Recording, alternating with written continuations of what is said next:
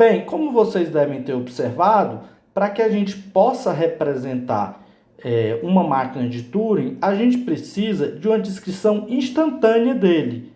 Um conceito bem semelhante à descrição instantânea que nós tínhamos em autômato pilha. Só que aqui, ao invés da pilha, o que a gente tem? Uma fita que é infinita à esquerda e é infinita à direita. Então, se eu tomar, por exemplo, que o meu controle está no estado Q, e eu tenho escrito na fita x1, x2 até xi-1, xi mais 1 até xn, e branco à direita e branco à esquerda, eu conseguirei representar essa descrição instantânea de forma finita. Porque, apesar da fita ser infinita, em cada instante de tempo, eu só fiz um número fixo de movimentos. Portanto, eu sempre tenho um prefixo à esquerda e um sufixo à direita que tem brancos. Ou seja, a minha palavra estará sempre representada de forma finita ali na minha fita. Então, para eu representar isso de forma finita, eu vou usar a seguinte notação. Tudo que está antes da célula que é lida na cabeça da fita, eu vou representar à esquerda, ou seja, x1, x2 até xi-1. Depois eu vou colocar o estado que eu estou lendo. O quê?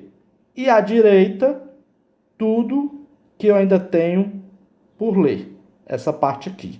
Ou seja, uma representação chamada de ID, ou seja, descrição instantânea, de uma máquina de Turing, é formada, né, pelo estado que, pela parte da fita entre o branco mais à esquerda e o mais à direita, ou seja, x1 até xn, onde eu vou dividir a minha palavra no meio, inserindo um estado entre ele, o prefixo e o sufixo de acordo com a cabeça da minha fita, certo? Ou seja, do iésimo x lido. Então, essa seria uma representação de uma descrição instantânea de uma máquina de Turing, como se fosse uma foto representando o estado da máquina de Turing com o conteúdo da fita. Bem, a partir da definição de uma descrição instantânea, a gente pode definir o que seria uma computação, ou seja, uma função de transição de uma descrição instantânea para a próxima descrição instantânea. E aí nós temos duas possibilidades. Uma, a possibilidade de eu estar no estado Q, lendo um xi e fazer um movimento à direita, ou eventualmente fazer um movimento à esquerda. Então, se eu tenho uma descrição instantânea de x1 até xn, aonde eu estou no estado Q e vou ler o xi, se eu fizer um movimento de substituir o estado Q por um estado P, substituir o xi por y, eu vou substituir o xi por y, e como o movimento é à direita, eu vou simplesmente fazer o movimento do meu estado para o P, certo?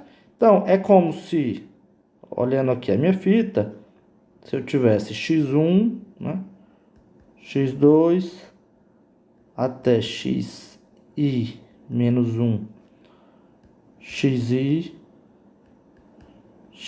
mais 1 até o xn, certo? E eu estou apontando para cá, aqui é meu estado Q. O que eu estou fazendo nesse caso? Eu estou simplesmente mantendo o conteúdo anteriormente que eu tinha na minha fita, não altero ele. Agora, aonde tem o xi, eu vou escrever o y, certo? e vou mover a cabeça da fita e o estado e para o próximo estado P, apontando para onde?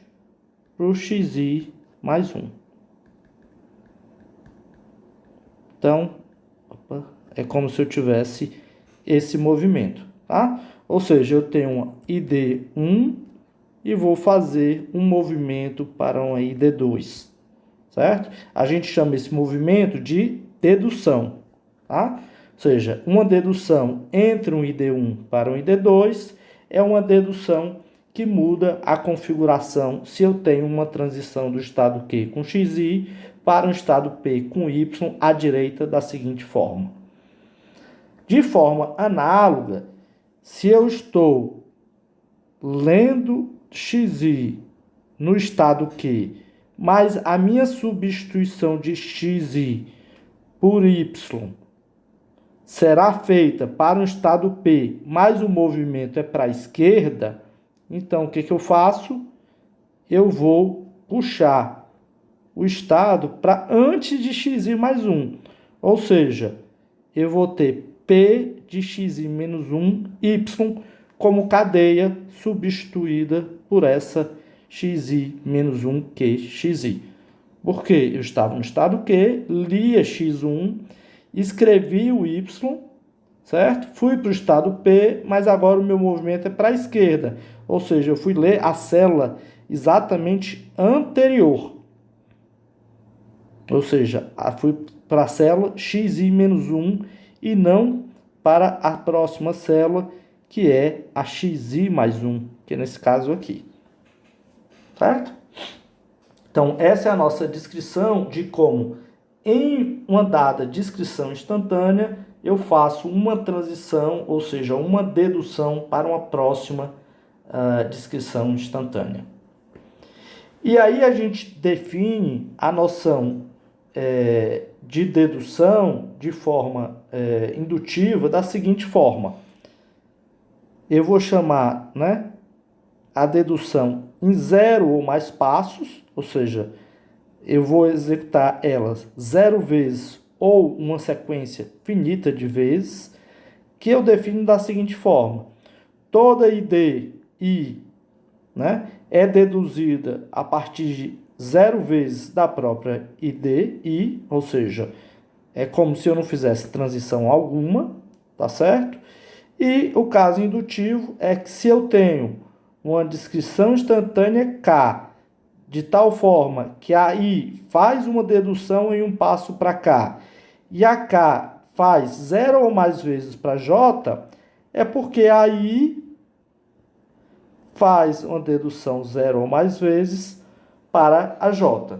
Ou seja, é como se eu aplicasse o meu processamento, né, 0 ou mais vezes, utilizando a nossa função de transição, fazendo um conjunto de deduções.